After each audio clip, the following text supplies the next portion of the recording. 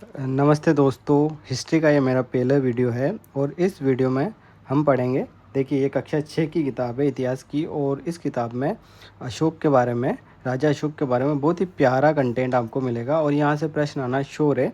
आप ये जो देख रहे हैं सारनाथ का अशोक स्तंभ है और अभी सारनाथ हाल ही में चर्चा में रहा है, यूनेस्को का 45वां वर्ल्ड हेरिटेज साइट बना है। तो इस किताब में क्या लिखा हुआ है और आपके एग्ज़ाम के लिए, जैसे आप यूपीएससी की तैयारी कर रहे होंगे, सिविल सर्वेंट बनने की तैयारी कर रहे हैं, जैसे आरपीएससी का आने वाला जो एग्ज़ाम है आरएस प्री, वहाँ भी यहाँ से प्रश्न आने की पूरी संभावना है। तो आइए देखते हैं, अशोक के बारे में पढ़ते हैं। देखिए, बहुत प्यारा कंटेंट है। देखिए, अशोक एक अनोखा सम्राट जिसने युद्धों का त्याग किया।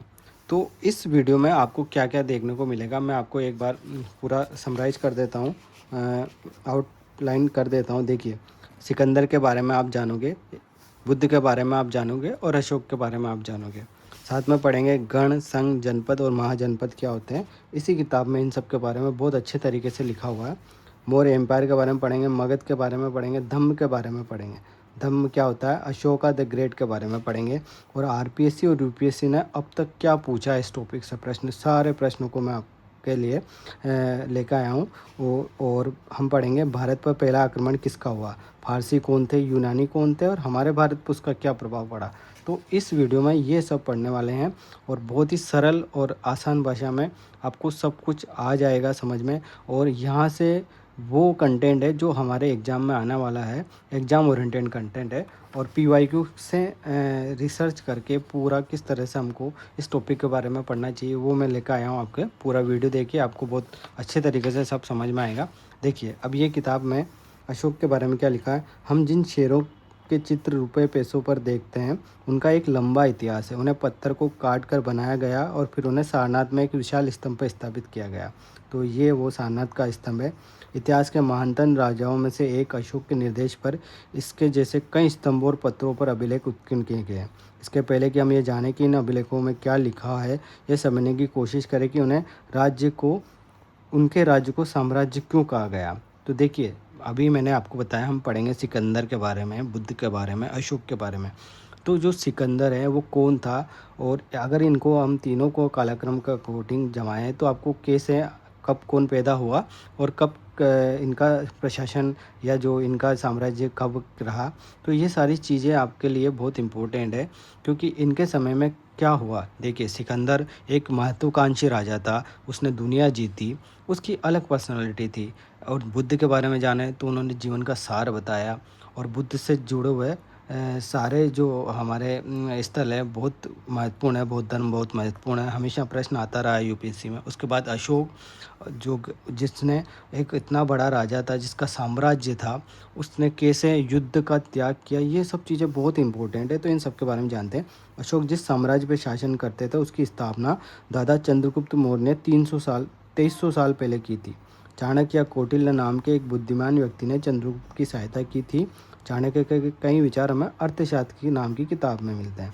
तो ये जो कंटेंट है यहाँ से आपके लिए कितनी सरल भाषा में लिखा हुआ, और यहीं से देखिए प्रश्न बनता है। यूपीएससी, आरपीएससी सारी की जो एग्ज़ाम है वहाँ पे ऑथेंटिक कंटेंट से प्रश्न आता है। देखिए, मैं बताता हूँ। देखिए, साम्राज्य में बहुत से नगर थे। जो मौर्य एम्पायर था इसमें साम्राज्य की राजधानी पाटलिपुत्र, उज्जैन, तक्षशिला जैसे प्रमुख नगर थे। तक्षशिला उत्तर पश्चिमी और मध्य एशिया के लिए आने जाने का मार्ग था। दूसरी तरफ उज्जैन उत्तरी भारत से दक्षिण भारत जाने वाले रास्ते में पड़ता था। शायद नगरों में व्यापारी, सरकारी अधिकारी, शिल्पकार रहा करते थे। तो ये मौर्य एम्पायर के बारे में कुछ लिखा हुआ। उसके बाद देखिए, चूँकि मौर्य साम्राज्य बहुत बड़ा था इसलिए अलग अलग हिस्सों पर अलग अलग ढंग से शासन किया जाता था। पाटलिपुत्र और उसके आसपास के इलाकों पर सम्राट का सीधा नियंत्रण था। तो ये मौर्य साम्राज्य और प्रशासन के बारे में यूपीएससी ने, आरपीएससी ने प्रश्न पूछा। ये पूरा मौर्य एम्पायर है जो इधर उत्तर पश्चिम भारत में लगभग गांधार तक्षशिला तक था, इधर आसाम तक था, दक्षिण में फैला हुआ था। तो एक बहुत बड़ा एम्पायर था, साम्राज्य था। उस युग के प्रमुख नगर और अभिलेखों को यहाँ पे इस में दिखाया गया है। ये जो लाल स्थान है ये सब दिखाए हुए हैं। देखिए, तो ये मौर्य एम्पायर था और इसके बारे में हम इस वीडियो में बहुत अच्छे तरह जानेंगे। देखिए, कर और नजराना के बारे में बताया हुआ है। जहाँ कर नियमित ढंग से इकट्ठे किए जाते हैं वहीं नजराना अनियमित रूप से जब भी संभव हो इकट्ठा किया जाता। तो कर क्या होता था, नजराना क्या होता था। नजराना एक गिफ्ट के रूप में लिया जाता था अशोक मौर्य वंश का सबसे प्रसिद्ध शासक थे। वे ऐसे पहले शासक थे जिन्होंने अभिलेखों द्वारा जनता तक अपने संदेश पहुंचाने की कोशिश की।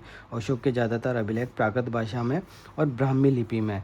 तो हमारी जो ब्राह्मी लिपि है वो हम लिखते हैं लेफ्ट टू राइट, लेकिन हमने जब हमारे ऊपर ईरानी या फारसी आक्रमण हुआ तो हमने खरोष्टी लिपि हमारे देश में आई, और खरोष्टी लिपि में क्या किया जाता था, राइट से लेफ्ट लिखा जाता। तो ये सब कैसे हुआ, ये सारी चीज़ें हम इस वीडियो में जानेंगे।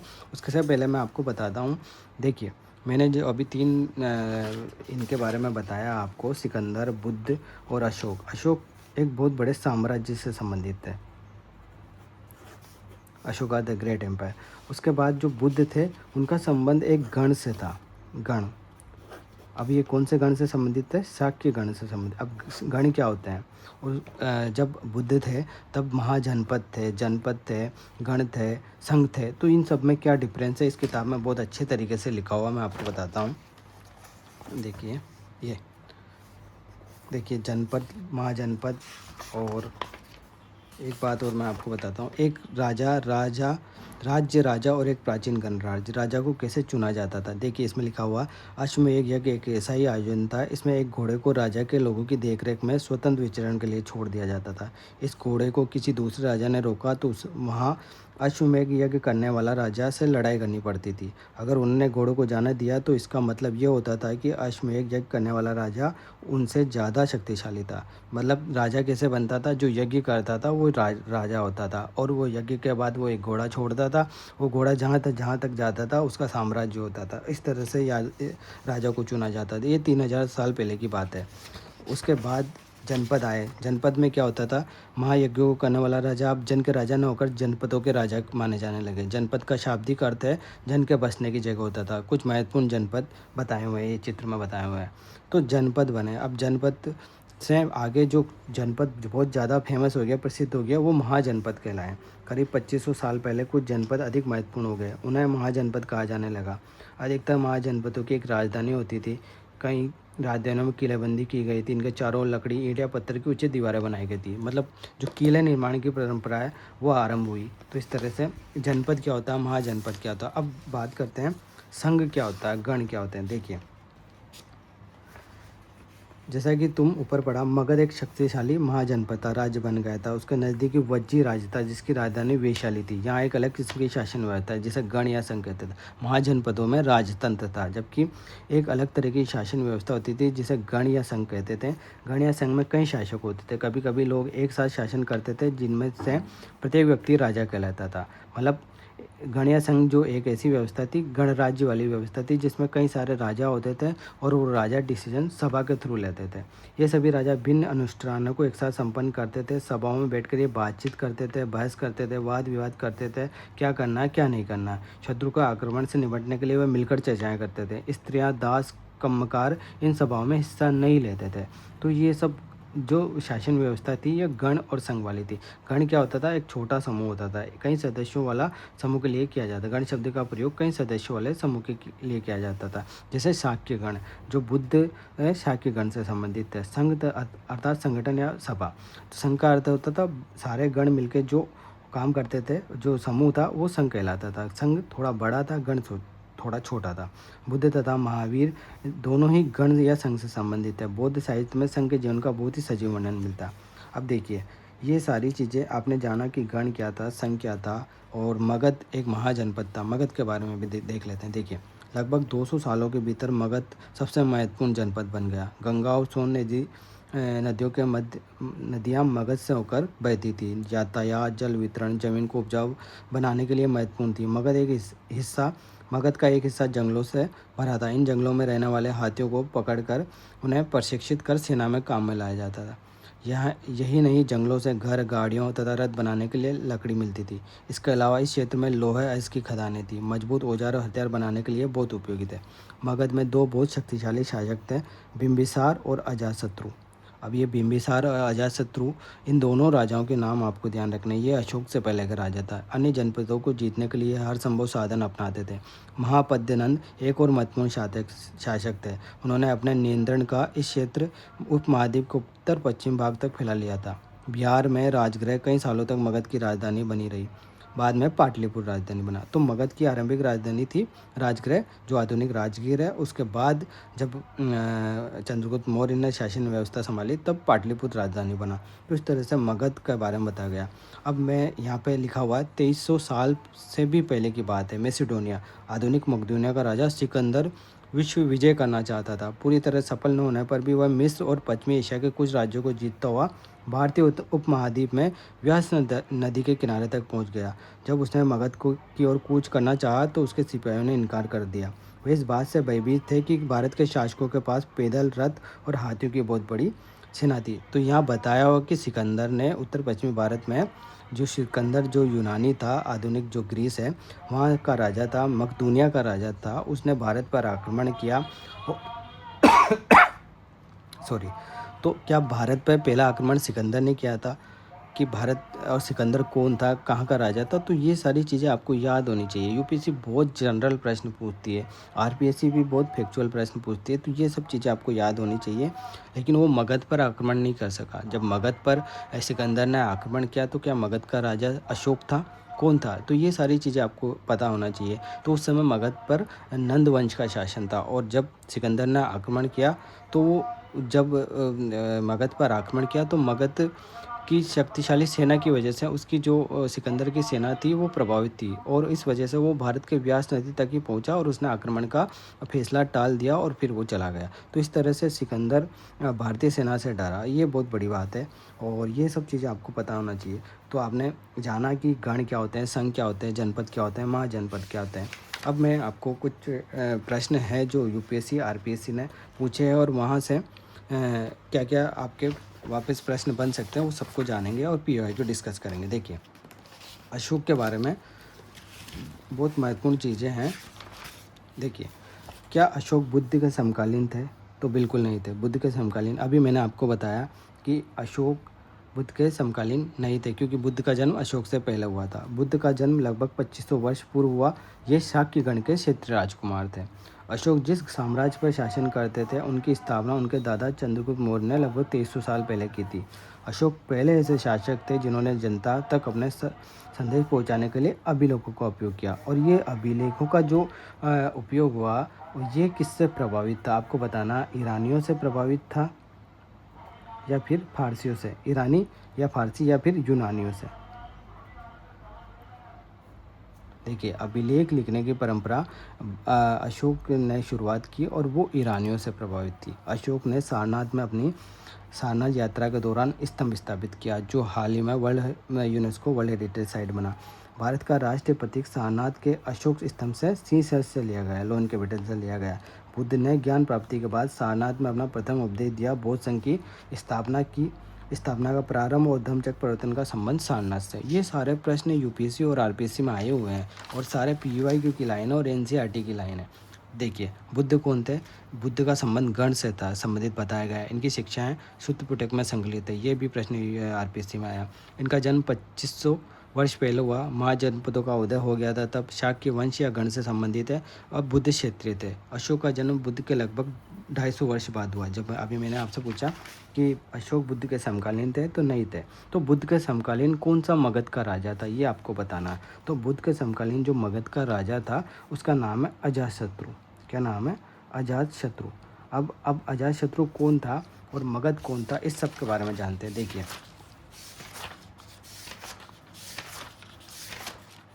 ये मगध महाजनपद था। हमने जाना महाजनपद क्या थे। कुछ जनपद बहुत शक्तिशाली हो गए तो वो महाजनपद कहलाए। उनका साम्राज्य बड़ा था, राज्य बड़ा था, और राजा का शासन होता था। प्रजातंत्र व्यवस्था थी, वहाँ राजा राज्य करता था। और मगध पर जो जिन वंशों ने शासन किया उन वंशों का ये कालक्रम है। सबसे पहले हर्यक वंश ने शासन किया, फिर शिशुनाग वंश ने शासन किया, फिर नंद वंश ने किया, फिर मौर्य वंश ने किया, फिर शुंग वंश ने किया और कर्ण वंश ने किया। इन वंशों का कालक्रम आपको ध्यान रखना है, ये इसी क्रम में है। और फिर उसके बाद सातवां वंश का शासन आया 60 ईस्वी पूर्व। तो हर्यक वंश का जो राजा था बिंबिसार, अजातशत्रु और उदयन, ये 3 राजा हर्यक वंश के थे। तो अभी मैंने बताया जो मगध का राजा था जो बुद्ध के समकालीन था वो था अजातशत्रु।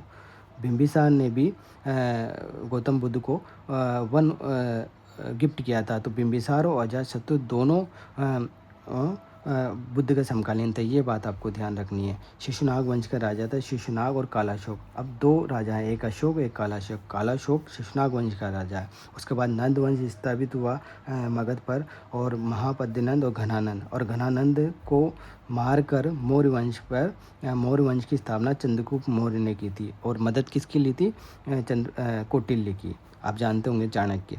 उसके बाद शुंग वंश का स्थापना हुई, पुष्यवंश शुंग ने इस शुंग वंश की स्थापना की, कर्ण वंश वासुदेव कर्ण। तो इस तरह से यूपीएससी वंशों को पूछ लेती है और उसका संबंध पूछ लेती है कौन मगध से संबंधित है या नहीं है। जैसे सातवान वंश, अब सातवान वंश मगध से संबंधित नहीं है, उसकी अलग राजधानी थी। और ये जो 6 वंश है ये मगध से संबंधित है और इसी क्रम में संबंधित है। तो आपने जाना कि मगध पे किस तरह से राजा हुआ है। तो अशोक से पहले भी जो राजा हुए उनके नाम आपको ध्यान रखना है। जैसे मौर्य वंश की स्थापना तो चंद्रगुप्त मौर्य ने की, उसके बाद बिंदुसार हुआ, उसके बाद अशोक हुआ। तो अशोक तीसरा प्रतापी शासक था मौर्य वंश का। उसके से पहले अगर बात करें तो जो मगध पे प्रतापी शासक थे जैसे बिंबिसार, अजातशत्रु, उदयन, कालाशोक, ये सब मगध के प्रतापी शासक थे। और ये इनमें से बिंबिसार और अजातशत्रु बुद्ध से संबंधित थे, बुद्ध के समकालीन थे, ये भी आपको ध्यान रखना। उसके बाद जब बौद्ध धर्म का प्रभाव बढ़ा तो अजातशत्रु ने प्रथम संगति करवाई। जब बुद्ध का महापरिनिर्वाण हुआ तो महासंगति हुई, जैसे आज के सम्मेलन कॉन्फ्रेंस होते हैं ऐसे महासंगति हुई। तो जो प्रथम महासंगति हुई थी बुद्ध के जस्ट मृत्यु के बाद, वो अजातशत्रु के कालक्रम में हुई थी। तो ये भी आपको ध्यान रखना, और ये सब मैं आपको भी इन PYQ के जरिए डिस्कस करूँगा। तो इसमें मैंने सारी चीज़ें लिख रखी है, मैं आपको बताता हूँ। तो मैंने ये सब तो आपको बता दिया कि क्या हुआ, अशोक से संबंधित कौन से फैक्ट आपको ध्यान रखने हैं। अब देखिए बुद्ध के बारे में जानते हैं। बुद्ध के बारे में मैंने ये बताया आपको, गण से संबंधित थे, है ना। और इनका जन्म कब हुआ था? 2500 वर्ष पहले हुआ, और बुद्ध के लगभग 250 वर्ष बाद अशोक का जन्म हुआ। तो बिंबिसार ने बुद्ध को वेलुवन दान में दिया था। बिंबिसार मैंने आपको बताया अभी हर्यक वंश का राजा था। अजातशत्रु बुद्ध के महापरिनिर्वाण के समय मगध का शासक था। तो ये भी आपको ध्यान रखना, ये दोनों हर्यक वंश के राजा थे। बुद्ध के निर्माण के तुरंत बाद प्रथम बौद्ध संगति हुई, यानी कि बौद्ध धर्म से संबंधित सम्मेलन हुआ, उसका आयोजन में सहयोग किया था। उसका आयोजन करवाया था राजगृह बिहार में। किसने कराया था? अजातशत्रु ने। आपको ध्यान रखना एक राजा का नाम। उसके बाद द्वितीय बौद्ध संगति की बात करूँ तो ये कालाशोक जो शिशुनाग वंश का राजा था, मतलब बुद्ध के मरने के 100 वर्ष के बाद वैशाली में इसका आयोजन किया गया था। उसके बाद तीसरी बौद्ध संगति जो हुई वो अशोक के समय हुई। जब आज हम अशोक के बारे में सब कुछ जान रहे हैं तो आपको ध्यान रखना अशोक ने तीसरी बौद्ध संगति का आयोजन करवाया था। कहाँ पे करवाया था? पाटलिपुत्र में। और चौथी बौद्ध संगति कनिष्क के समय हुई कश्मीर में। तो ये बुद्ध को लेके जो अशोक से संबंधित फैक्ट है ये सारे हमने देखे। देखिए सारनाथ अभी चर्चा हमारा, तो बौद्ध धर्म, अशोक और इन सब चीज़ों से संबंधित चीज़ें आपको जोड़ के UPSC या RPSC में प्रश्न आ सकता है। अब बात करें अशोक की, तो अशोक देखिए ये 268 ईस्वी पूर्व से 232 ईस्वी पूर्व तक इसका शासन रहा। मौर्य साम्राज्य की स्थापना 326 ईस्वी पूर्व मानी जाती है और अशोक का कालक्रम ये रहा। अब पाटलिपुत्र राजधानी थी, उस तक्षशिला उज्जैन यहाँ के नगर थे। चंद्रगुप्त, अब मौर्य साम्राज्य के जो संस्थापक था वो चंद्रगुप्त मौर्य था। घनानंद को मारकर कौटिल्य की सहायता से इसकी स्थापना की थी। मौर्य साम्राज्य की स्थापना की थी चंद्रगुप्त मौर्य ने। किसका दादा था? अशोक का दादा था। उसके बाद राजा बना बिंदुसार, फिर अशोक। तो ये 3 राजा हैं जो मौर्य साम्राज्य से संबंधित, इनको आपको ध्यान रखना। उसके बाद किताबों की बात करें, सॉरी आपको नज़र नहीं आ रहा होगा। उसके बाद देखिए ये 3 राजा हैं जो मौर्य साम्राज्य से संबंधित है, चंद्रगुप्त मौर्य, बिंदुसार और अशोक। उसके बाद किताबों की बात करें तो अर्थशास्त्र कौटिल्य ने लिखी है, अष्टदयी पणिनि ने लिखी है। चंद्रगुप्त जैन धर्म से संबंधित था, बिंदुसार आजीविक संप्रदाय से संबंधित था। ये आपको ध्यान, ये बिंदुसार ने आजीविक संप्रदाय, और अशोक ने बाद में बौद्ध धर्म अपनाया। तीनों राजाओं के बारे में आपको पता होना चाहिए, ठीक है। और ये प्रमुख नगर थे। अब मैं आपको क्या देखिए, सारनाथ 45वां वर्ल्ड हेरिटेज साइट बना। क्या है? प्राचीन बौद्ध स्थल है। बुद्ध ने यहाँ प्रथम उपदेश दिया था, धम्मचक्र परिवर्तन। यहाँ इस यूनेस्को वर्ल्ड हेरिटेज साइट जब 45वां बना तो मैंने इसका संबंधित एक वीडियो बनाया था, आप उसे जाकर देखिए। उसमें सारी चीज़ें बुद्ध के जन्म स्थल से लेकर जो महत्वपूर्ण स्थल है वो सभी बताए हुए थे। उसके बाद अशोक सारनाथ में अशोक ने सारनाथ स्तंभ अशोक स्तंभ बनवाया। अब ये इसमें सिंह शीर्ष है, 4 सिंह पीठ से पीठ मिलाकर खड़े हुए हैं। RPSC में यहाँ से प्रश्न आया कि सारनाथ के जो स्तंभ में क्या है? जो 4 सिंह हैं पीठ से पीठ मिलाकर खड़े हैं और सिंहों के नीचे गोलाकार एक आधार है जहाँ 4 पशु बने हैं। उन पशुओं का क्रम पूछा है आरपीएससी ने। हाथी, वृषभ, घोड़ा, सिंह है। इनका क्रम आपको ध्यान रखना है। इनका क्रम क्या? हाथी है, अश्व है, वृषभ है, सिंह है। वृषभ यानी बेल है। तो ये अशोक के सारनाथ के सिंह शीर्ष स्तंभ के शीर्ष फलक पर चित्र पशुओं का सही क्रम क्या है? तो ये क्रम है, आपको ध्यान रखना है। आरपीएससी ने ऐसा कैसे प्रश्न पूछा। साथ में पूछा गया कि सारनाथ पर कुल कितने पशुओं की आकृतियाँ थी? तो 4 पशुओं की आकृतियाँ थी। ये भी आपको ध्यान रखना। प्रथम बुद्ध प्रतिमा कहाँ बनाई गई? मथुरा में बनाई गई। अब मथुरा शैली के बारे में, क्यों मथुरा शैली? मंदिर वास्तु शैली है क्योंकि बुद्ध की प्रथम मूर्तियाँ बनाने का श्रेय इसी शैली के कलाकारों को जाता है। लाल बलुआ पत्थर से बनाई गई है। विष्णु और शिव की मूर्तियाँ भी इसी शैली में बनाई गई है साथ में। तो मथुरा शैली के बारे में भी मैंने आपको यहाँ बताया। उसके बाद देखते हैं कि सारनाथ में और क्या इम्पोर्टेंट है। सारनाथ जो भी वर्ल्ड हेरिटेज साइट बना, यहाँ पे 3 चीज़ें हैं। एक धमेक स्तूप है, एक चौखंडी स्तूप है और अशोक स्तंभ है। अशोक स्तंभ के बारे में तो मैंने बताया, जिसमें सिंह शीर्ष है और उसके नीचे गोलाकार आधार है जहाँ 4 पशुओं की आकृति है। तो ये तो आपको ध्यान रखना है। साथ में आपको ध्यान रखना धमेक स्तूप है। धमेक स्तूप में प्रथम उपदेश की स्मृति में बनाया गया था। कौन सा स्तूप बनाया गया था? धमेक स्तूप प्रथम उपदेश की स्मृति में बनाया गया था। चौखंडी स्तूप जहाँ बुद्ध अपने 5 पूर्व साथियों से मिले थे, उसकी स्मृति में चौखंडी स्तूप बना हुआ है। और अशोक स्तंभ बना हुआ अशोक द्वारा निर्मित है। तो ये तीनों चीज़ें यहाँ पे सारनाथ में है और वर्तमान में ये बहुत महत्वपूर्ण है। यहाँ से प्रश्न आना श्योर है, आप ध्यान रखना। अशोक स्तंभ का सिंह शीर्ष भारत का राष्ट्रीय प्रतीक का स्रोत है। राष्ट्रीय प्रतीक के नीचे सत्यमेव जयते लिखा हुआ है जो मंडक उपनिषद से लिया गया है। सारनाथ का प्राचीन नाम ऋषिपत्तन या मृगधा होता है, ये भी आपको ध्यान रखना है। सारनाथ पुरातत्व संग्रहालय में मूल सिंह शीर्ष सुरक्षित है। देखिए जो अभी जो अशोक ने जो स्तंभ बनाया था उसका जो लोयन कैपिटल है वो पुरातत्व संग्रहालय में रखा हुआ, बाकी जो अवशेष है वहाँ पर अभी भी स्थित है। तो इस तरह से आपको ध्यान रखना है। ये सारी बातें और बहुत इम्पोर्टेंट है यूपीएससी के लिए। तो अब बात करते हैं प्राचीन बौद्ध स्तूप के अवशेष प्राप्त हुए हैं। सबसे पहले जो प्राचीनतम बौद्ध स्तूप है उसके अवशेष पिपराड़ा से प्राप्त हुआ है। यह आरपीएससी ने प्रश्न पूछा, आपको ये स्थान ध्यान रखना। पिपराड़ा हड़प्पा और मौर्य काल के बीच वास्तु का अवशेष प्राप्त नहीं है। क्यों? वास्तु के अवशेष हड़प्पा, देखिए इतिहास जब पढ़ते हैं तो सबसे पहले शुरुआत हम करते हैं हड़प्पा से। उसके बाद ऋग्वैदिक काल आता है, उत्तर वैदिक काल आता है, फिर जनपद, महाजनपद, उसके बाद मौर्य एम्पायर आता है। तो ये हड़प्पा और मौर्य काल के बीच वास्तु के अवशेष नहीं प्राप्त हुए। क्यों? इस कालखंड में भवन निम्न स्तरीय थे। प्रस्तर के भवन नहीं बनाए जाते थे। गंगा घाटी में पत्थर आसानी से उपलब्ध नहीं थे। भवन हेतु लकड़ी आसानी से उपलब्ध, लकड़ी के भवन अवशेष दीर्घकाल तक नहीं रहते थे। तो ये सभी चीज़ें हैं क्योंकि निम्न स्तरीय भवन थे, लकड़ी के बनाए जाते थे, पत्थर उपलब्ध नहीं थे और इसलिए वो वास्तु के अवशेष इस काल में नहीं मिले। हड़प्पा और मौर्य काल के बीच में नहीं मिले। यानी कि ऋग्वैदिक और वैदिक काल में जो भवन बनते थे वो लकड़ी के बनते थे। ये आपको ध्यान में रखना।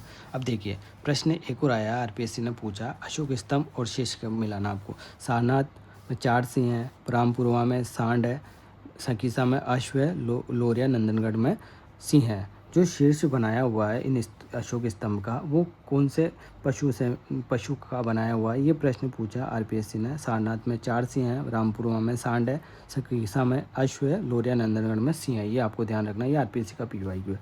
मौर्य युगीन शिल्पकला का श्रेष्ठ उदाहरण है, देख रामपुरवा। मौर्य युगीन शिल्पकला का श्रेष्ठतम उदाहरण है रामपुरवा। रामपुरवा का पाषाण वृषभ, सांड का मतलब बेल, वृषभ का मतलब होता है बेल, ठीक है। तो आपको ये ध्यान रखना, रामपुरवा का पाषाण वृषभ मौर्य युगीन शिल्पकला का श्रेष्ठ उदाहरण है। ये भी पूछा हुआ, उस ऑप्शन दिए होते हैं तो उसमें रामपुरवा का वृषभ है, ठीक है।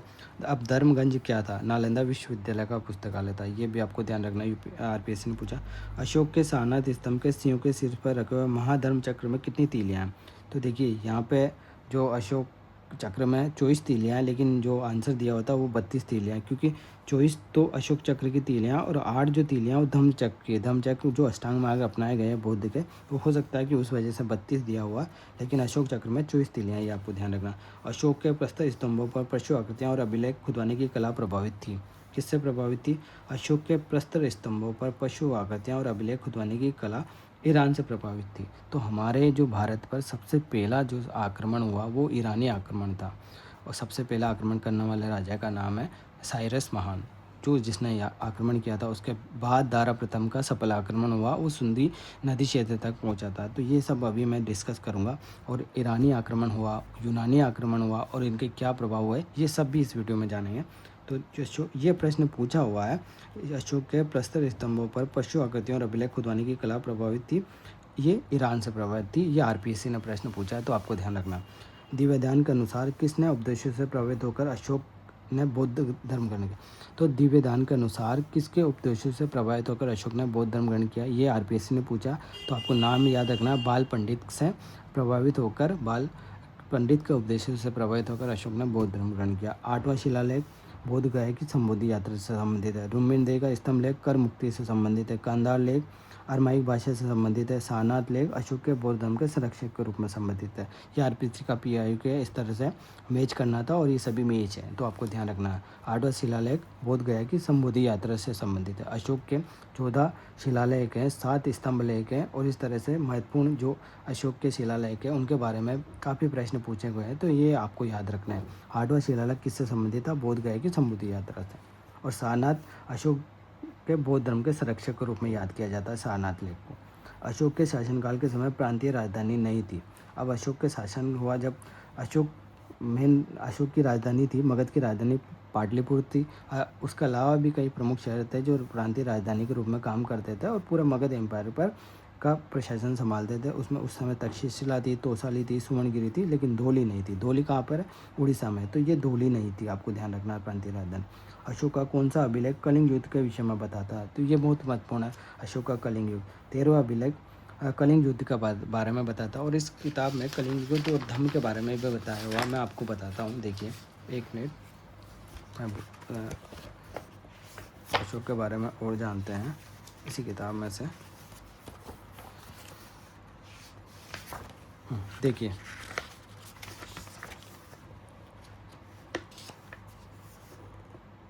कलिंग युद्ध का वर्णन करता हुआ अशोक का अभिलेख। अपने एक अभिलेख में अशोक ने यह बात कही, राजा बनने के 8 साल बाद मैंने कलिंग पर विजय की। कलिंग कहाँ पे था? आधुनिक उड़ीसा। लगभग 1.5 लाख लोग बंदी बना लिए गए, 1 लाख से ज़्यादा लोग मारे गए। इससे मुझे अपार दुख हुआ। क्यों? जब किसी स्वतंत्र देश को जीता जाता है तो लाखों लोग मारे जाते हैं, बहुत सारे बंदी बनाए जाते हैं। इसमें ब्राह्मण श्रमण भी मारे जाते हैं।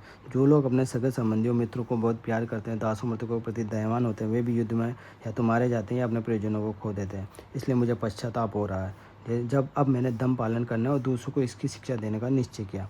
मैं मानता हूँ कि दम के माध्यम से लोगों का दिल जीतना बलपूर्वक विजय पाने से ज़्यादा अच्छा है। आज का जो वर्तमान सिनेरियो है, जहाँ युद्ध सबसे महत्वपूर्ण हो गए हैं, हर देश अपनी डिफेंस को इतना, अपनी रणनीति को इतना बढ़ा रहा है कि वो दूसरे देश को युद्ध के जरिए हरा सके। वहाँ बुद्ध ने यहाँ अशोक ने बुद्ध से प्रभावित होकर धम्म अपनाया, और उसने कहा कि धम्म के माध्यम से लोगों का दिल जीतना बलपूर्वक विजय पाने से ज़्यादा अच्छा है। तो आज के सिनेरियो में काफ़ी महत्वपूर्ण है, जहाँ आज हम रीति रिवाजों और समानता से ग्रसित है। आज हम यूसीसी अपनाने की बात कर रहे हैं, तो ये जो चीज़ है, इससे हम काफ़ी कुछ सीख सकते हैं और एक अच्छा आंसर हमारा तैयार कर सकते हैं। इसके बदले उन्हें ये सोचना चाहिए कि दम को कैसे बढ़ाया जाए। तो अपनी रणनीतिक युद्ध वाली प्रवृत्ति को बढ़ाने के बजाय धम्म को कैसे बढ़ाया जाए, सॉफ्ट पावर को कैसे बढ़ाया जाए, इस पे काम करना चाहिए। कलिंग की लड़ाई से युद्ध को लेकर अशोक के विचारों में कैसे परिवर्तन हुआ? धम्म शब्द संस्कृत शब्द है जो धर्म का प्राकृत रूप है। धर्म यानी धर्म, कुछ नियम ऐसे हैं जो लोगों की भलाई का। अब धम्म क्या है और यहाँ से कैसा प्रश्न बन सकता है? देखिए, अशोक का धम्म क्या था? तो कलिंग के बारे में और डिटेल है। कलिंग तटवर्ती उड़ीसा का प्राचीन नाम है। अशोक ने कलिंग को जीतने के लिए एक युद्ध लड़ा, लेकिन युद्ध जनित हिंसा और खून खराबा देखकर उन्होंने युद्ध से वितृष्णा हो गई। उन्होंने निर्णय लिया कि वह भविष्य में कभी युद्ध नहीं करेंगे। अशोक के धम्म में किसी देवता की पूजा। अब धम्म क्या है? धम्म के बारे में आपको जानना है क्या? धर्म, अशोक का धर्म जैसे प्राचीन बौद्ध धर्म है, जैन धर्म है, या और भी शैव धर्म है, वैसा था? हिंदू मुस्लिम धर्म जैसा था या कैसा था? अलग था? तो क्या था, आपको याद रखना है। देख, अशोक के धम्म में किसी देवता की पूजा अथवा किसी कर्मकांड की आवश्यकता नहीं थी, मतलब कर्मकांड से संबंधित नहीं था। उन्हें लगता था कि जैसे पिता अपने बच्चों को अच्छे व्यवहार की शिक्षा देते हैं, जैसे पिता अपने बच्चों को अच्छे व्यवहार की शिक्षा देते हैं, वैसे ही यह उनका कर्तव्य था कि वह अपनी प्रजा को निर्देश दे। वह बुद्ध के उपदेशों से भी प्रेरित है। अब धम्म बुद्ध के उपदेशों से भी प्रेरित था, लेकिन एक व्यवहारिक बात था, एक ऐसी बात था कि जिसमें निर्देश थे कि ये करना है, ये नहीं करना, और मानवता की भलाई के लिए करना है। कर्म कांडों से संबंधित नहीं था अशोक का धम्म, ये आपको ध्यान रखना।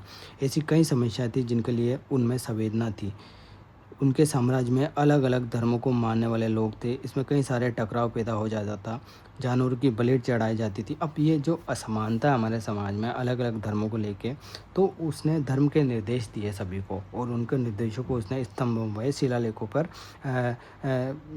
लिखवाया और उनको जगह जगह प्रचारित भी किया। तो कैसे उसने एक समान निर्देश एक बड़े समाज में, एक साम्राज्य में स्थापित किए, ये आज हम यूसीसी को लेकर, यूनिवर्सल सिविल कोड को लेकर उलझे हुए हैं कि कैसे हमारे सभी धर्मों को समान निर्देश दें। सरकारों के लिए सामने बहुत बड़ी चुनौती है और वो लोगों से सुझाव मांग रहे हैं। जैसा अभी आप हमारे ज़िले में हर व्यक्ति के मोबाइल पे आया कि आप अपने यूसीसी से संबंधित सुझाव दें इन कुछ पर्टिकुलर एरिया में, जैसे विवाह कानून है, दत्तक कानून है, इन सब को लेके एक समान कानून हो हर समाज के लिए, ताकि भेदभाव ना हो और एक जैसी प्रक्रिया हो, तो लोगों को उससे फ़ायदा मिले, ना कि लोग उलझे रहें। तो समाज में जो असमानता उसको कम करना उद्देश्य हमारा, समान नागरिक संहिता लाके। तो ये सब चीज़ें यहाँ से बहुत अच्छी तरीके से हम अपना आंसर बना सकते हैं। जानवरों की बलि चढ़ाई जाती थी, दासों और नौकरों के साथ क्रूर व्यवहार किया जाता था। इसके अलावा परिवार और पड़ोसियों के बीच भी झगड़े होते थे। अशोक ने यह महसूस किया कि इन समस्याओं का निदान उनका कर्तव्य है। अशोक ने महसूस किया। आज हमारे संविधान और हमारी सरकार का कर्तव्य है कि वो समाज में कैसे समानता बनाए। इसलिए उन्होंने दम महमद के नाम के अधिकारियों की नियुक्ति की और जगह जाकर दम की शिक्षा देते थे। इसके अतिरिक्त अशोक ने अपने संदेश कई स्थानों पर शिलाओं और स्तंभों पर खुदवा दिए। अधिकारियों को यह निर्देश दिया कि वे राजा के संदेश को उन लोगों को पढ़कर सुनाएं जो खुद पढ़ नहीं सकते थे। अशोक ने धम्म के विचारों को प्रसारित करने के लिए सीरिया, मिस्र, ग्रीस, यहाँ तक कि श्रीलंका भी दूत भेजे। तो धम्म का मतलब है व्यावहारिक निर्देश जो भलाई के लिए हो, मानवता के लिए हो, समानता के लिए हो, और वो सब तक पहुँचाया। तो कितनी बड़ी बात उन्होंने की थी उस समय में, कलिंग युद्ध के बाद जब उनका हृदय परिवर्तन हुआ। तो ये सब चीज़ें बहुत ऑथेंटिक कंटेंट है, आपके लिए बहुत जानना जरूरी था, तो मैंने आपको ये बताया। उसके बाद इस किताब में और भी बहुत सारी बातें लिखी हुई, जैसे ये यहाँ पे लिखा ब्राह्मी लिपि। अब ब्राह्मी लिपि को हम जानते हैं, हमारी जितनी भी हम जो लिखते हैं ब्राह्मी लिपि में लिखा जाता है। जैसे हम लिखते हैं ना, इधर लेफ्ट से राइट लिखते हैं। लेकिन जो हमारी जो खरोष्टी लिपि हमारे उत्तर भारत में जब ईरानी आक्रमण हुआ, तो हमको एक और लिपि मिली, वो थी खरोष्टी लिपि। उसमें लिखा जाता था राइट टू लेफ्ट, और उससे जो ईरानी आरमाइक लिपि थी उससे हमारी खरोष्टी लिपि। तो उत्तर भारत ज़्यादातर विदेशी आक्रमणों से उत्तर पश्चिम भारत ज़्यादातर विदेशी आक्रमणों से प्रभावित रहा। तो वहाँ पर जो प्रभाव आया ईरानी आक्रमण का, वो था खरोष्टी लिपि का प्रभाव। और साथ में जब यूनानी आए, तो बाद में यूनानी आए, सबसे पहला आक्रमण ईरानियों का, यूनानी आए, तो यूनानियों के बाद हमारी कला के पर प्रभाव पड़ा, और हमने गांधार शैली, हमारी जो मूर्ति कला की शैली है, उस पर यूनानी प्रभाव हमें नज़र आता। तो ये सब मैं आपको बताऊंगा। तो आप पहले ये जान लीजिए लिपि क्या होती है। लिपि एक लिखने की कला होती है, जैसे ये अलग अलग तरह से लिखा जाता है। तो आरंभिक ब्राह्मी लिपि में इसे ए लिखा जाता था, देवनागरी लिपि में ए को ऐसे लिखा जाता है, बांग्ला की लिपि में ऐसे लिखा जाता है, मलयालम में ऐसे, तमिल में ऐसे। तो ये लिपि है। जैसे अंग्रेजी भाषा है, लेकिन अंग्रेजी का जो ए है वो रोमन लिपि में लिखा जाता है। तो ये सारी चीज़ें आपको पता होना चाहिए। भाषा क्या होती है, लिपि क्या होती है। भाषा यानी हिंदी, अंग्रेजी, संस्कृत भाषा। लेकिन लिखने की बात आए तो हिंदी को, संस्कृत को देवनागरी लिपि में लिखा जाता है। उनकी भाषा, उनकी लिपि क्या है, देवनागरी। ऐसे ही हमारी जो प्राचीन लिखावट थी वो ब्राह्मी लिपि से संबंधित है। और जो ईरानी आया उसके बाद जो प्रभाव आया वो ब्राह्मी लिपि हमको हमारे जो उत्तर भारत, जो तक्षशिला और गांधार थे, वहाँ पर खरोष्टी लिपि का प्रभाव हुआ, पैदा हुई, यानी कि खरोष्टी लिपि आई। तो ये सारी चीज़ें मैंने आपको बताई। और इसमें और क्या मैं आपको बता सकता हूँ, देखिए ये जो चीज़ है ये बहुत महत्वपूर्ण है, और इसमें सब बताया हुआ कैसे कौन से जो वंश है वो कितने साल पुराने हैं। और यूपीएससी बहुत सरल प्रश्न बना सकती है। जैसे लगभग 2200 वर्ष पहले मौर्य साम्राज्य का पतन हो गया। इसके स्थान पर कई नए राज्यों का उदय। पश्चिम, उत्तर और उत्तर भारत के कुछ भागों में करीब 100 साल तक हिंद यमन राजाओं का शासन रहा। अब यमन कौन थे, यूनानी थे, यूनानी। इसके बाद पश्चिमोत्तर उत्तर तथा पश्चिम भारत पर शक नामक मध्य एशियाई लोगों का शासन स्थापित हुआ। इनमें से कुछ राज्य लगभग 500 वर्षों तक टिके रहे, जब तक कि शक शासकों को गुप्त शासकों ने पराजय नहीं किया। तो यमन आए, शक आए, उसके बाद गुप्त आए, शकों के बाद कुषाण आए, कुषाण शासन स्थापित हुआ। और उत्तर तथा मध्य भारत के कुछ इलाकों में मौर्य सेनापति पुष्यमित्र शुंग ने एक राज्य की स्थापना की। शुंगों के बाद कर्ण आए। कर्ण कुछ और वंशों का शासन तब तक चला जब तक कि 1700 वर्ष पहले गुप्त साम्राज्य की स्थापना हुई। तो मैंने आपको बताया मगध पर किस तरह से सबसे पहले हर्यक वंश, फिर शिशुनाग वंश, फिर इस तरह से आगे जो वंश बने, नंद वंश, मौर्य वंश और कर्ण वंश, और इस तरह से जो भी वंश बने मैंने आपको वीडियो में बताया, वो इसी वीडियो में बताया, तो आप उसको जाकर देखिए। फिर देखिए उसके बाद सातवाहन वंश का शासन। तो सबसे बाद में सातवाहन शासकों का लगभग 60 ईस्वी पूर्व सातवाहन वंश की स्थापना हुई। लगभग 2100 साल पहले स्थापित सातवाहन राज्य लगभग 400 सालों तक टिका और लगभग 1700 वर्ष पहले मध्य तथा पश्चिम भारत में वाकाटक वंश का शासन हुआ। तो वाकाटक वंश तक की सारी बातों को कितने सरल तरीके से इसमें बताया गया कि कैसे हमारे वंश आए। तो आपने देखा कि ईरानी आए, यूनानी आए, शक आए, कुषाण आए, तो ये सारी चीज़ें आपने यहाँ पे देखी। दक्षिण भारत में की बात करें तो दक्षिण भारत में चोलों, चेरों तथा पांड्यों ने शासन किया। 1500 साल पहले पल्लवों और चालुक्यों के दो बड़े राज्य हुआ। तो चालुक्य और पल्लव, यूपीएससी ऐसे ही पूछती है और बहुत जनरल चीज़ें पूछती है। तो ये सब चीज़ें इसमें लिखी हुई है। तो ये किताब बहुत प्यारी है, आपको देखना चाहिए। अब और जो यूपीएससी और आरपीएससी में प्रश्न आए मैं आपको बता देता हूँ, ताकि आपका पूरा जो अशोक से संबंधित टॉपिक है पूरा कवर हो जाए। अशोक के शासनकाल के समय पर ये तो मैंने आपसे डिस्कस कर ही लिया। देखिए, यूनानी नाम अमित्रा चेटस किस मौर्य शासक का समानार्थी है? तो ये बिंदुसार का समानार्थी है। यूनानी नाम है ये अमित्रा, बिंदुसार का यूनानी नाम है। ये भी प्रश्न पूछा हुआ है आरपीएससी में। अब देखिए, पुरावशेष और स्थल। प्रस्तर हाथी कहाँ से निकला? धौली से। 4 एशियन सी कहाँ से निकले? सारनाथ से, अभी हमको पता है। भव्य प्रवेशद्वार सांची। त्रिमूर्ति प्रतिमा एलिफेंटा। तो ये आरपीएससी का प्रश्न है। आपको पूरा शेष लिखे हुए थे, स्थल लिखे हुए थे, आपको मिलाना था। अशोक के इन अभिलेखों में से कौन सा ब्राह्मी लिपि में नहीं है? शाहबाजगढ़ी, कलसी, एरगुड़ी, भाबरू। अब इनमें से कौन सा अभिलेख कौन सा ब्राह्मी लिपि में नहीं? देखिए, जो ये है शाहबाजगढ़ी का खरोष्ट लिपि में, क्योंकि जो उत्तर पश्चिमी भारत में जो अशोक ने स्तंभ लिखा है वो खरोष्ट लिपि में लिखा गया है। और जो भी इधर के भारत के जैसे वाराणसी और भी उड़ीसा और नीचे दक्षिण भारत के जितने भी स्तंभ लेख हैं वो सब ब्राह्मी लिपि में है। राजवंश और राजधानी से संबंधित प्रश्न पूछा हुआ था। शुंग वंश की राजधानी पाटलिपुत्र, सातवाहन की पेटन, कदम की वनवासी, चंदेल की महोबा। तो इस तरह से राजधानी है। उसके बाद 16 महाजनपदों से प्रश्न आया हुआ, इनमें से कौन सा 16 महाजनपद नहीं? अशोक ने कलिंग पर युद्ध किया, लेकिन कलिंग उस समय महाजनपद नहीं था, इतना शक्तिशाली नहीं था।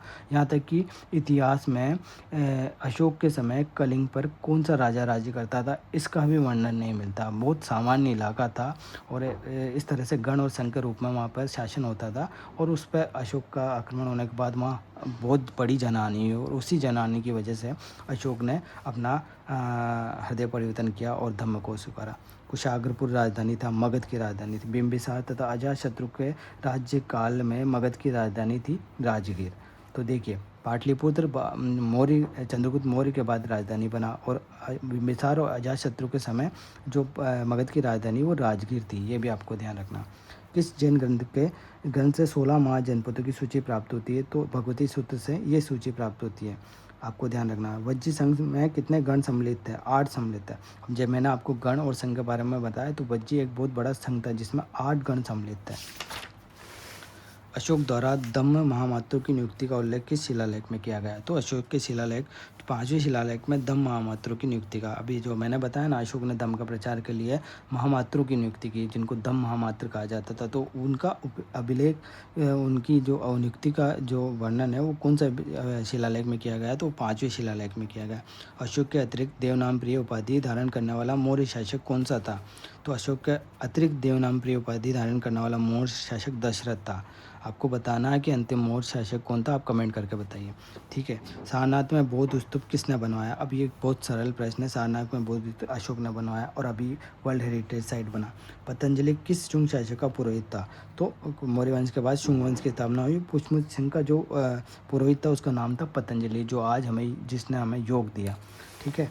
मौर्य काल में प्रचलित विनिमय का माध्यम क्या था? तो वराह, दिनार, पण, ये समय उस समय प्रचलित मुद्राएं थी। तो उस समय मौर्य काल में जो विनिमय का माध्यम था वो पण था, आपको ये भी ध्यान रखना है। मगध का प्रथम शक्तिशाली शासक कौन था? अब आप अशोक कर देंगे, नहीं, मगध का प्रथम शक्तिशाली शासक बिंबिसार था। फिर बिंबिसार, अजातशत्रु, कालाशोक, चंद्रगुप्त मौर्य, फिर अशोक, इसके बाद नाम आता। तो ये देखिए, हर्यंग वंश, शिशुनाग वंश, नंद वंश, मौर्य वंश, शुंग वंश, कर्ण वंश, ये मगध वंशों का क्रम है। और उसके बाद सातवाहन वंश बाद में आता है। तो इस तरह से आपको ये सब ध्यान रखना है।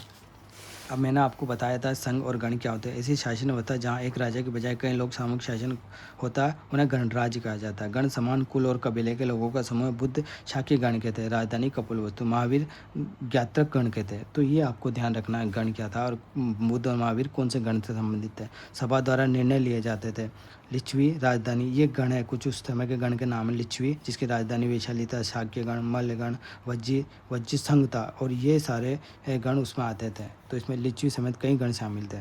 बुद्ध के समय राजतंत्र था तथा गणराज्य दोनों व्यवस्था प्रचलित थी। गण भी थे और राजतंत्र भी था। राजतंत्र मगध था, गणराज्य लिच्छवी, शाक्य, मल्ल, वज्जी, ये सब उस समय गणराज्य थे।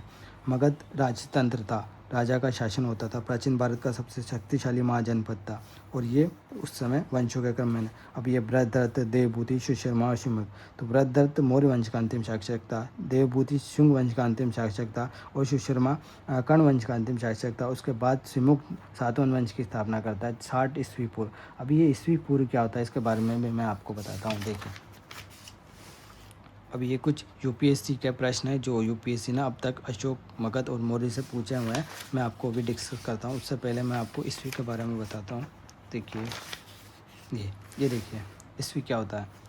ईस्वी का मतलब होता है, देखिए, before Christ, before common era, और एडी का मतलब होता है एनो डेमनी या फिर कॉमन एरा। मतलब जो ईसा का जन्म हुआ उससे पहले के समय को हम बोलते हैं बीसी या बीसीई, और ईसा के जन्म के बाद के समय को बोलते हैं हम एडी या सीई। एडी का मतलब होता है, एडी लैटिन शब्द है जिसका मतलब होता है in the year of the Lord, मतलब भगवान जब पैदा हुआ उस समय को एडी बोला जाता है। ईसा मसीह के जन्म के बाद के वर्षों के लिए एडी बोला जाता है, लेकिन आजकल सी लिखने लगे हैं, मतलब कॉमन एरा, और उससे पहले के समय को बिफोर कॉमन एरा। अब एडी और बीसी या बीसी जो लिखा होता है उसको आप कैसे समझेंगे। जैसे लिखा हो 599 ईस्वी, 563, इसमें बड़ा क्या है, तो जितनी बड़ी संख्या होगी घटना उतनी पुरानी होगी। अगर बीसी लिखा हुआ, बीसी लिखा हो तो जितनी बड़ी संख्या होगी घटना उतनी पुरानी। 1599 ईस्वी पूर्व लिखा हुआ, 599 ईस्वी पूर्व लिखा हुआ, 563 ईस्वी पूर्व लिखा हुआ। इसमें बड़ी संख्या को, बड़ी घटना, पुरानी घटना कौन सी है, तो 599 ईस्वी पूर्व बड़ी घटना है। जितना बड़ी संख्या होगी घटना उतनी पुरानी होगी। और एडी और सी के बारे में संख्या जितनी बड़ी होगी घटना उतनी ही नहीं होगी। जैसे 78 ईस्वी में शक साम्राज्य स्थापित हुआ, 320 ईस्वी में गुप्त, 606 ईस्वी में हर्षवर्धन का समय था, 1526 ईस्वी में पानीपत का युद्ध हुआ, 1947 ईस्वी में भारत आजाद। तो ये सब एडी वाले समय है। अब बात करते हैं ईस्वी वाले समय की। तो 599 ईस्वी में क्या हुआ था, ये समय भगवान महावीर का जन्म हुआ था, महावीर का जन्म। 563 ईस्वी में भगवान बुद्ध का जन्म हुआ था, बुद्ध का। 326 ईस्वी पूर्व में सिकंदर ने भारत पर आक्रमण किया। उसके बाद 322 ईस्वी में मौर्य वंश की स्थापना हुई। 261 ईस्वी पूर्व में कलिंग का युद्ध हुआ। ये बहुत महत्वपूर्ण डेट है, आपको ध्यान रखना है। 185 ईस्वी मौर्य साम्राज्य की समाप्ति का समय है, और 60 ईस्वी पूर्व सातवाहन वंश की स्थापना हुई। तो ये सब चीज़ें आपको याद रखनी है। और ये इधर का समय बीसी या बीसीई, और इधर का बाद का समय एडी या कॉमन एरा बोलते हैं। तो ये चीज़ भी आपको समझ में आएगी। अब सिकंदर कौन था, मैंने आपको बता दिया। सिकंदर एक यूनानी शासक था जिसने भारत पर पहला सफल आक्रमण किया, पोरस से युद्ध किया, व्यास नदी तक पहुंचा, व्यास नदी से वापस मुड़ गया क्योंकि उसने मगध पर देखा, मगध पर नंदवंश का शासन था, और नंदवंश की सेना में हाथी और बड़ी सेना थी। तो उस सेना से उसके सैनिक प्रभावित हुए, और उसके जो सेनापति ने वापस मुड़ने का निर्णय लिया, और उसके बाद चला गया, और बाद में उसकी मृत्यु मस्तिष्क ज्वर की वजह से हुई। तो इतना महत्वाकांक्षी राजा था, मकदूनिया का राजा था। मकदूनिया, आधुनिक जो मकदूनिया है वो ग्रीस में आता है। ग्रीस जो आधुनिक ग्रीस है वो भूमध्य सागर में डूबा हुआ है। आपको अगर आप ग्रीस को देखेंगे मैप में जाके देखिए, भूमध्य सागर में डूबा, इधर इटली है, इधर ग्रीस है, और इधर इधर अगर देखें तो भूमध्य सागर के इस वाले किनारे पे लेबनान और इजराइल वगैरह देश हैं। तो ये सब वहाँ से वो राजा राज्य करता हुआ इधर मिस्र और काबुल इधर होता हुआ उत्तर भारत तक आया, उत्तर पश्चिमी भारत तक आया और उसने अपना साम्राज्य स्थापित किया। तो काफ़ी महत्वाकांक्षी राजा था, उसके बारे में आपको ध्यान। इस गांधार शैली का यूनानी आक्रमण समय गांधार शैली मिली, यूनानी प्रभाव, बुद्ध की मानव आकृति वाली मूर्तियाँ, गांधार शैली में बुद्ध की मानव आकृति वाली मूर्तियाँ बनाई जाती है और उन पर यूनानी प्रभाव दृष्टिगोचर होता है। यथार्थवादी शैली जैसा है वैसे ही हम बताते हैं। लहरदार ढके हुए शरीर, खूबसूरत शिष्ट पत्थर से बनी हुई, तो ये गांधार शैली की विशेषता है। अब फारसी प्रभाव या ईरानी प्रभाव क्या था? फारसी कौन थे, ईरानी कौन थे? जो ईरानी लोग थे उनको फारसी कहा जाता था, और फारसी प्रभाव में हमें गांधार क्षेत्र में, तक्षशिला में, उत्तर पश्चिम भारत पर हमें खरोष्ठ लिपि का विकास हुआ। ईरानी प्रभाव तो मैंने, जो ईरानी प्रभाव है उसके जरिए हमारी लिपि का प्रभाव हुआ, खरोष्ठ लिपि का विकास हुआ, जो इनकी अरामैक लिपि से प्रभावित हुई। जबकि सिकंदर यूनानी प्रभाव की बात करें तो हमारी गांधार शैली हमें मिली, जिस पर हमें यूनानी प्रभाव दृष्टिकोण। तो आपको ये सब चीज़ें ध्यान रखना। तो और क्या मैं आपको बता सकता हूँ? अशोक कलिंग एक महाजनपद था, दक्षिण भारत से आने वाली स्थलीय। अब कलिंग इंपॉर्टेंट क्यों था? अशोक ने कलिंग पर युद्ध क्यों किया? क्योंकि दक्षिण भारत से आने वाली स्थलीय और समुद्री मार्गों को वो नियंत्रित करता था। कलिंग पर लगभग उसके बाद, अशोक के युद्ध के बाद लगभग 150 वर्ष बाद खारवाल का शासन स्थापित हुआ। खारवाल एक प्रतापी शासक था जिसका वर्णन हमें हाथी गुम्बा अभिलेख में मिलता है, और उसने जैन धर्म से प्रभावित था। तो ये भी आपको ध्यान रखना है। अब अशोक के शिलालेख और यूपीएससी ने अशोक से क्या क्या प्रश्न पूछे वो सभी देखते हैं। देखिए, प्रियदर्शी, अशोक का जो नाम है प्रियदर्शी, वो उसके अधिकतर शिलालेखों में मिलता है। ये 1995 में यूपीएससी ने पूछा था। देवनाम प्रिय और अशोक का नाम मास्की, गुजरा, नेतुर, उदयगोलम और रुद्रदामन के जूनागढ़ का जो अभिलेख है उनमें देवनाम प्रिय नाम मिलता है। तो कौन सा अभिलेखों में क्या नाम मिलता है? ज़्यादातर में प्रियदर्शी मिलता है और इनमें देवनाम प्रिय अशोक मिलता है। राणियों अशोक कौन से में लिखा हुआ? तो कंगनहल्ली कर्नाटक का जो अभिलेख है वहाँ उसमें राणियों अशोक लिखा है। साथ में यहाँ पर अशोक का चित्र भी बना हुआ। पहला चित्र किस अभिलेख में बना? राणियों अशोक कंगनहल्ली कर्नाटक वाले में।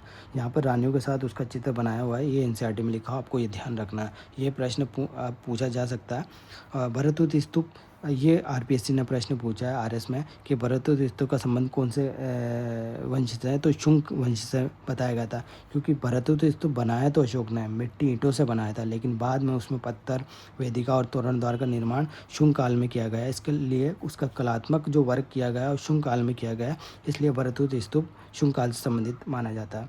और बनाया लेकिन अशोक ने था। सतना मध्य प्रदेश में है। तो ये और सदैव हरित स्तरित चट्टानों से बने हुए हैं। तो भरतुत की विशेषता ये है, यूपीएससी ने ये पूछा हुआ है, और शुंग काल से संबंधित ये आरपीएससी ने पूछा। तो इस तरह से आपको ध्यान रखना भरतुत स्तूप का बना। अशोक स्तूपों के बारे की विशेषता बहुत महत्वपूर्ण है, ये यूपीएससी ने पूछा। ये अखंड थे, मतलब एक ही पत्थर से बने हुए थे, चमकदार थे, बिल्कुल सही बात है। स्तंभों का जो शोप था, जो आधार था, वो गोलाकार था, शुंडाकार था। ये स्थापत्य संरचना का भाग नहीं थे, बिल्कुल सही बात है। ये स्थापत्य के लिए नहीं बनाए गए थे अशोक के स्तंभ, ये धम्म का प्रचार करने के लिए बनाए गए थे। अष्टांग मार्ग संकल्पना किससे संबंधित है? धर्मचक्र परिवर्तन से संबंधित है। हमने देखा सारनाथ का जो वर्ल्ड हेरिटेज साइट बना, वहाँ का जो प्रथम उपदेश है वो धर्मचक्र परिवर्तन वाली घटना से संबंधित है। अब अशोक के जो शिलालेख है वो किससे है? अशोक के शिलालेख में हमें व्रत शिलालेख, लघु शिलालेख, स्तंभलेख, गुफालेख आदि कैटेगरी में मिलते हैं। तो संगम राज्य के बारे में जो बताते हैं वो दूसरा और 13वां शिलालेख बताता है। पशु बलि की निंदा पहले शिलालेख में की गई। ख्याति और गौरव की निंदा किसमें? 10वें शिलालेख में की गई। दम की व्याख्या 11वें शिलालेख में, दम की व्याख्या 11वें शिलालेख में की। जनता को धार्मिक जीवन जीने की व्याख्या 14वें शिलालेख में की गई। कलिंग का वर्णन 13वें शिलालेख में किया गया। तो ये सारी चीज़ें आपको ध्यान रखनी है। धौली कहाँ पे था? उड़ीसा में। एरगुड़ी, ये जो शिलालेख मिले वो कौन सा कहाँ पे है? ये राज्य पूछे हुए थे। धौली उड़ीसा में, एरगुड़ी आंध्र प्रदेश में, जोगढ़ उड़ीसा में, कालसी उत्तराखंड में, ये सभी उसके शिलालेख है। अब पंकोदक सनिरुद्ध मौर्य प्रशासन में सड़क पर कूड़ा फेंकने पर दंड था। तो दक्ष अनिरुद्ध मौर्य प्रशासन में क्या आता है, तो ये अगर कोई सड़क पर कूड़ा फेंका जाता था तो उसके लिए दंड का प्रावधान किया जाता था, उसको बोलते हैं पंगोदक अनिरुद्ध। और मौर्य प्रशासन से संबंधित जो अधिकारी हैं वो बहुत महत्वपूर्ण है। आरपीएससी ने लगातार 3-4 एग्जामों में ये प्रश्न पूछे, आरएस में भी पूछे, तो आपको ध्यान रखना है। युक्त क्या थे, राजस्व अधिकारी थे। राजू क्या थे, जो लेखा अधिकारी थे। नवाध्यक्ष नौसेना अधिकारी थे। पन्याध्यक्ष वाणिज्यिक अधिकारी थे। अंकराध्यक्ष खनन अधिकारी थे। पोताध्यक्ष जो वजन और माप करने वाले अधिकारी थे। समस्ताध्यक्ष बाजार अधीक्षक थे। सीताध्यक्ष ये प्रश्न पूछा, भूमि से जो कर लेने वाले अधिकारी को सीताध्यक्ष का। अग्रनो भाई जल संसाधन अधिकारी, ये बहुत महत्वपूर्ण है। अभी हमारे राजस्थान में जल प्रबंधन को लेकर हमारे राजस्थान का मॉडल काफ़ी प्रसिद्ध है। तो अग्रनो भाई उस समय जल प्रबंधन का काम करते थे, नदी नालों नहरों का ध्यान रखते थे, तो जल संसाधन अधिकारी अग्रनो भाई, ये आपको ध्यान रखना है। इस तरह से अशोक से संबंधित जितने भी आयाम थे, जितने भी इम्पोर्टेंट फैक्ट थे, अब आने वाले एग्ज़ाम में ये सब आपके काम आ सकते हैं। मैंने इस वीडियो में स्थापित किए हैं, संकलित किए हैं। अगर आपको वीडियो अच्छा लगा तो आप प्लीज़ चैनल को सब्सक्राइब कीजिए। अगला हिस्ट्री का वीडियो बनाऊंगा मैं विजयनगर के बारे में, तो उसके बारे में भी सारी चीज़ें कंपाइल करेंगे।